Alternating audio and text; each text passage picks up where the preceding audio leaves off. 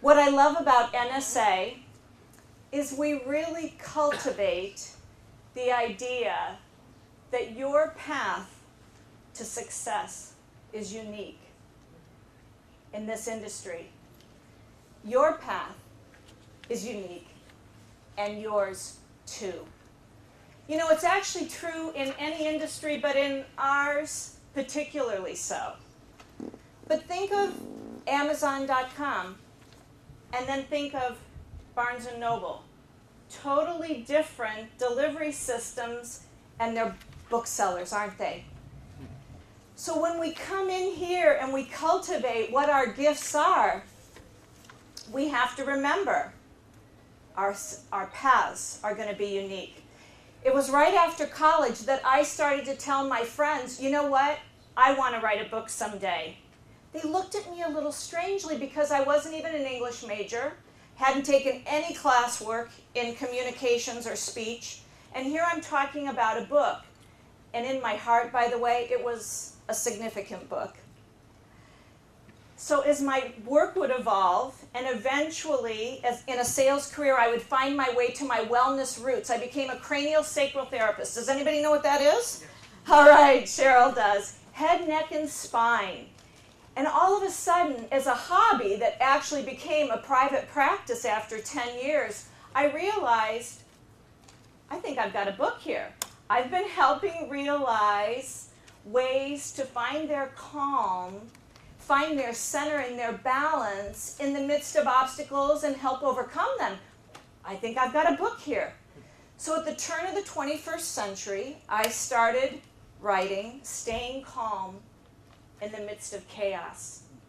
That's right, that dream I had as a college student, just fresh out into the career world, was starting to come true. Some things take longer than others, right? We know that. So now I'm writing this book, and the events of September 11th occur simultaneously. As well, I'm in leadership at the San Diego chapter, being exposed to great minds continuously. Actually, after September 11th, all the great speakers had a little extra time on their calendar. They started to come to our meetings. We were able to really network with some of the great talents in our industry. It was exciting. So all of a sudden, I am geared up, I am fired up, I am going to bring a book, Staying Calm in the Midst of Chaos, to a world that's ready to hear this message. And I start out on about a 24-city book and speaking tour. Now, compared to our former speaker, well, here's the thing. After about 24 cities, I awaken going, this is a lot of sacrifice.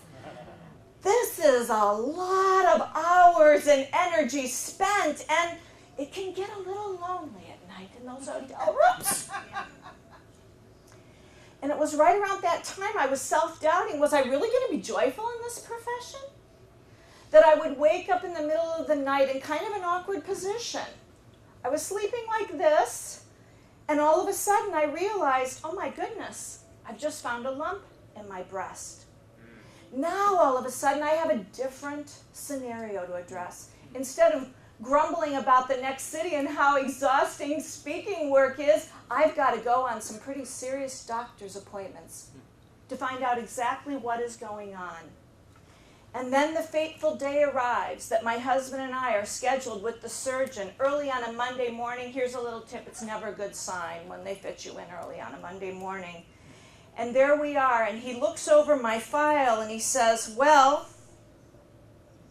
you have stage 3 breast cancer, infiltrating ductal carcinoma, and you have no option but a complete mastectomy with full courses of chemotherapy and radiation.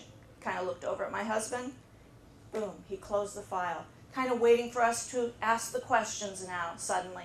My husband says, wait a minute, Doc, maybe couldn't you do a little chemo, shrink it, and do a lumpectomy instead? He opens that folder again and he says, you don't realize this is serious? You should have been on my table 2 years ago. Whoa! At that point, I thought, you know what? I think I've had enough of this discussion about my future healing. So we exited the building, and quickly I sent my husband off to work. Obviously, I have some things to think about. And it was at that moment that the things that I would say to my clients as a cranial sacral therapist, they came into my mind. And that was this: make surgery your last resort. It could be a permanent solution to a temporary problem.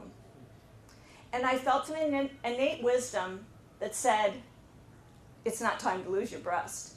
Quickly in research, I was able to locate a doctor who thought he could reverse this cancer using my own immune system, immunotherapy, with low-dose chemotherapy and radiation. And I thought, since I'm not going to be able to speak, I'd better document my journey. So 9 years ago, reversing stage 3 breast cancer without any surgery, treatable and beatable, was born. I'm gearing up to be back on the platform, right? I mean, I've got new material about staying calm in the midst of chaos and cancer. I'm going to bring my expertise to the world, and all of a sudden, my doctor who had saved my life saw my passion for treatable and beatable and having this treatable and beatable mindset, and he said, you know, would you work with me as a patient advocate and help me educate and empower my patients to get well? Well, now, I want to be a pretty amazing, snazzy pants motivational speaker. I don't know about you. But all of a sudden, when I heard this question, I thought, wait a minute. I feel like I'm being called. I have a question in your area of expertise. Are you doing all that's called of you to do in your area of development and expertise? When people ask for your expertise, do you engage or do you excuse? All of a sudden, I heard myself saying yes. It was a good yes. It was early 2008. I had no idea it was going to happen in our industry, let alone one more time in the world. And it became an extremely rewarding, challenging position in life, because all of a sudden I went from stage side to bedside. And guess what I found out? The lessons are a lot different. And you know, I don't know where the future's leading today. Most of us don't, by the way. But I particularly don't, because now all of a sudden I wanted to spotlight speaker because I'm ready to go out and educate more. But I've been at patient and hospital level taking calls from around the world because I've had the privilege to work at the feet of someone reversing cancer, one of the top experts in the world in immunotherapy. And all I know is this: no matter where I end up, and no matter where you end up, it's the path that we take, ultimately, that will define our lives, and therein, our success. So it's an honor to be with you today. Thank you.